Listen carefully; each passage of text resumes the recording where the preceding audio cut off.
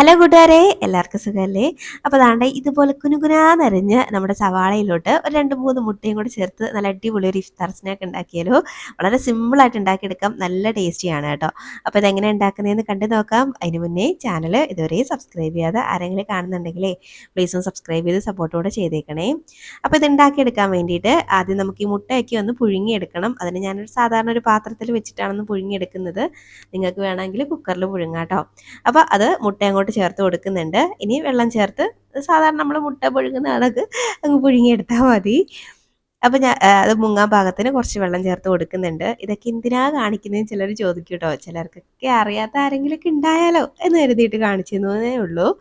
അപ്പോൾ ഇനി അത് അങ്ങോട്ട് മുട്ട റെഡിയാവുന്ന സമയം കൊണ്ട് നമുക്കൊരു പാൻ ഒന്ന് അടുപ്പത്തേക്ക് വെച്ചിട്ട് അതിലേക്ക് കുറച്ച് വെളിച്ചെണ്ണ ചേർത്ത് കൊടുക്കാം. ഞാനിവിടെ ഒരു 3 ടേബിൾ സ്പൂണോളം വെളിച്ചെണ്ണ മാത്രമേ ചേർത്തിട്ടുള്ളൂ. അപ്പം ഇനി അതിലേക്ക് കുനുകുനാന്നരിഞ്ഞ് നമ്മുടെ സവാള ഉണ്ടല്ലോ അത് ചേർത്ത് കൊടുക്കാം. ഞാനൊരു 2 സവാള മാത്രമേ എടുത്തിട്ടുള്ളൂ. ആകെപ്പാടെ ഞാനൊരു 6 സ്നാക്ക് മാത്രമാണ് കേട്ടോ ഉണ്ടാക്കിയെടുക്കുന്നത്. അപ്പം അതിന് വേണ്ടിയിട്ടുള്ള മസാല മാത്രമേ റെഡിയാക്കുന്നുള്ളൂ. അപ്പം നിങ്ങൾ കുറച്ചധികം നിങ്ങൾ ഉണ്ടാക്കുന്നെങ്കിൽ സവാളയുടെ എണ്ണയൊക്കെ കൂട്ടി കൊടുത്താൽ മതി. അപ്പോൾ ഈ സവാളയൊക്കെ അത്യാവശ്യം ഒന്ന് നന്നായിട്ട് വഴണ്ട് കിട്ടണം. കളറൊക്കെ ഒന്ന് ചേഞ്ച് ആയിട്ട് വരണം കേട്ടോ. അപ്പോൾ ആ ഒരു പാകം വരെ ഒന്ന് വഴറ്റി കൊടുക്കാം. അപ്പോൾ സവാള ഒന്ന് പെട്ടെന്ന് വഴണ്ട് കിട്ടാൻ വേണ്ടിയിട്ട് നമുക്ക് ഇതിലേക്ക് കുറച്ച് ഉപ്പും കൂടെ ചേർത്ത് കൊടുക്കാം. അപ്പോൾ ഞാനൊരു അല്പം ഉപ്പ് ചേർത്ത് കൊടുക്കുന്നുണ്ട്.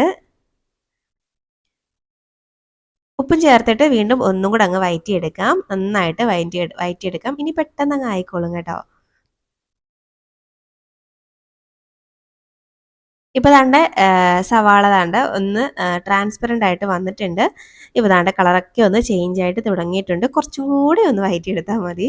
ശരിക്കും പറഞ്ഞാൽ ഈ ഒരു സ്നാക്ക് ഉണ്ടാക്കാൻ വേണ്ടി ഈ ഒരു സ്റ്റെപ്പ് മാത്രമേ ഉള്ളൂ കുറച്ച് കഷ്ടപ്പാടുള്ളത്. ബാക്കിയെല്ലാം വളരെ എളുപ്പം, വളരെ സിമ്പിളാണ് കേട്ടോ.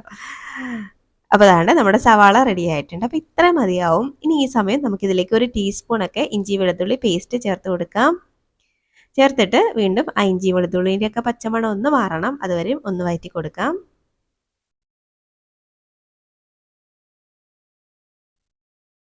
അപ്പോൾ ദാണ്ടെ നന്നായിട്ട് ഞാനൊന്ന് വഴറ്റിയെടുത്തിട്ടുണ്ട്. അപ്പം ഇഞ്ചി വെളുത്തുള്ളിയുടെയൊക്കെ പച്ചമണമൊക്കെ ഒന്ന് മാറിയിട്ടുണ്ട്. അപ്പോൾ ഈ ഒരു സമയം ഇനി ഇതിലേക്ക് നമുക്ക് കുറച്ച് മസാലപ്പൊടികളൊക്കെ ഒന്ന് ചേർക്കാം. അധികം ഒന്നും ഞാൻ ഇതിലേക്ക് ചേർക്കുന്നില്ല. ആദ്യം ഒരു 1/4 ടീസ്പൂണൊക്കെ മഞ്ഞൾപ്പൊടിയാണ് കേട്ടോ ചേർത്ത് കൊടുക്കുന്നത്. അപ്പോൾ അതങ്ങോട്ട് ഇട്ട് കൊടുക്കാം. ഇനി ഇതിലേക്ക് നമുക്ക് എരിവിന് ആവശ്യത്തിന് കുരുമുളക് പൊടിയാണ് ചേർക്കുന്നത്. ഞാനൊരു ടീസ്പൂണൊക്കെ ചേർത്തിട്ടുള്ളൂ. ഇനി വീണ്ടും അതിലേക്ക് ചിക്കൻ മസാലയാണ് കേട്ടോ ചേർത്ത് കൊടുക്കുന്നത്. ഒരു 1/4 ടീസ്പൂണൊക്കെ ചിക്കൻ മസാല ചേർക്കുന്നുണ്ട്. അപ്പോൾ ചിക്കൻ മസാല ചേർക്കുമ്പോൾ നല്ലൊരു ടേസ്റ്റാണ് കേട്ടോ. പക്ഷേങ്കിൽ ചിക്കൻ മസാലേൻ്റെ ഫ്ലേവർ ഇഷ്ടമല്ലെങ്കിൽ നിങ്ങൾ ഗരം മസാല ചേർത്തോ, കുഴപ്പമില്ല. അപ്പോൾ ദാണ്ടെ എന്നിട്ട് നന്നായിട്ട് ഒന്ന് മിക്സാക്കി പൊടികളുടെ പച്ചമണമൊക്കെ ഒന്ന് മാറുന്നവരെ നന്നായിട്ടൊന്നങ്ങ് മിക്സാക്കി കൊടുക്കാം. ആ മഞ്ഞപ്പൊടിയുടെയൊക്കെ പച്ചക്കുത്തലൊക്കെ ഒന്ന് മാറി വരണം കേട്ടോ. അപ്പം ലോ ഫ്ലെയിമിലിട്ട് ഒന്ന് മിക്സാക്കി കൊടുത്താൽ മതി. ഇപ്പോൾ ദാണ്ടെ നമ്മുടെ മസാലയൊക്കെ നല്ല ഡ്രൈ ആയിട്ടാണ് ഇരിക്കുന്നത്. അപ്പോൾ നമുക്ക് കുറച്ച് ജ്യൂസി ആയിട്ട് കിട്ടണം കേട്ടോ. അപ്പോൾ അതിന് വേണ്ടിയിട്ട് ഞാനൊരു അല്പം മാത്രം വെള്ളം ചേർത്ത് കൊടുക്കുന്നുണ്ട്. ഒരുപാട് വെള്ളമൊന്നും ചേർക്കരുത്. വളരെ കുറച്ചൊരു 3 ടേബിൾ സ്പൂൺ അങ്ങാണ് വെള്ളം ചേർത്താൽ മതി. ചേർത്തിട്ട് നന്നായിട്ടൊന്നങ്ങ് മിക്സാക്കി വെള്ളം ഒന്ന് വറ്റിച്ചെടുക്കണേ. അപ്പോൾ നന്നായിട്ടൊന്നങ്ങ് മിക്സാക്കി കൊടുക്കുന്നുണ്ട്. ഒന്ന് തിളച്ച് വരുമ്പോഴേക്കും ഈ വെള്ളം അങ്ങ് വറ്റി വരും. അപ്പം ജസ്റ്റ് ഒന്ന് മിക്സാക്കി ഒന്ന് തിളപ്പിച്ചെടുക്കാം.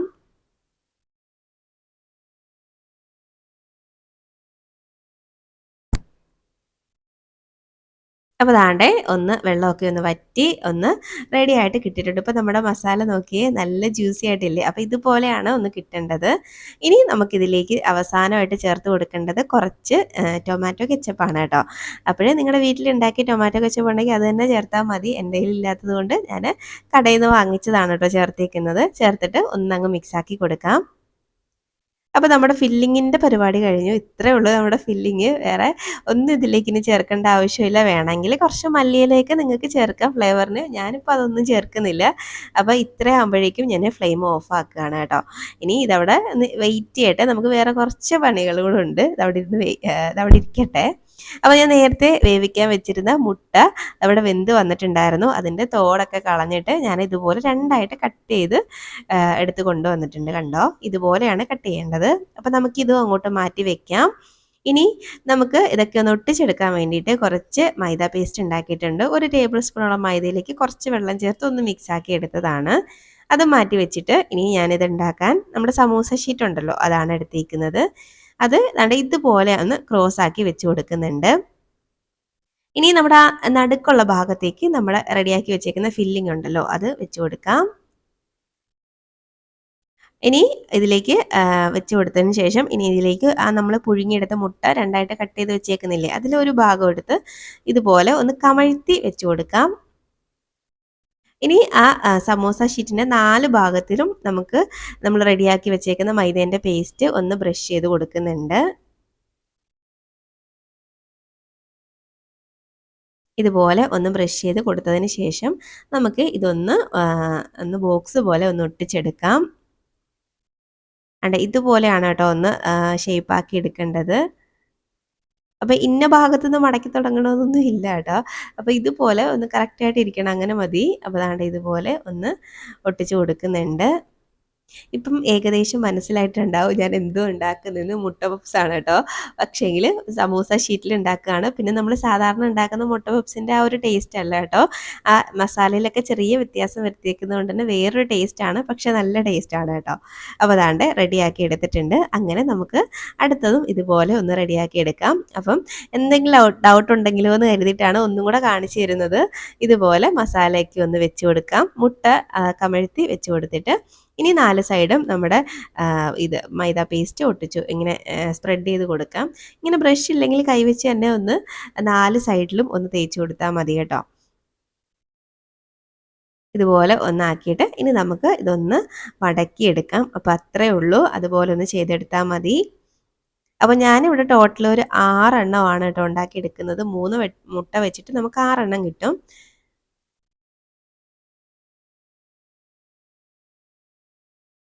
ഇതുപോലെ ഞാനൊന്ന് മടക്കി എടുത്തിട്ടുണ്ട്. അപ്പം ഇതുപോലെ ഞാനെല്ലാം ഒന്ന് ചെയ്ത് കൊണ്ടുവരാം കേട്ടോ. ഇതുപോലെയാണ് ഒന്നാക്കി എടുത്തേക്കുന്നത്. അപ്പോൾ അത് ഞാൻ 6 എണ്ണം ഇതുപോലെ ഒന്നാക്കി എടുത്തിട്ടുണ്ട്.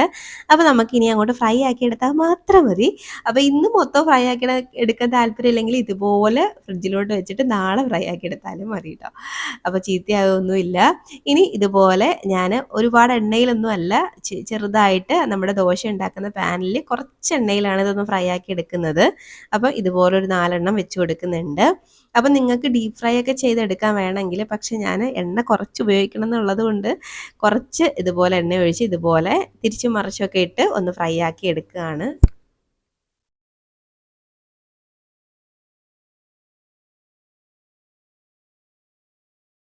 ഇപ്പോൾ ദാണ്ട ഞാൻ തിരിച്ചൊക്കെ ഇട്ട് കൊടുത്തിട്ടുണ്ട്. ഇങ്ങനെ തിരിച്ചും മറിച്ചൊക്കെ ഇട്ട് ചെറുതായിട്ട് ഒന്ന് മുരിഞ്ഞ് വന്നാൽ മതിയാവും.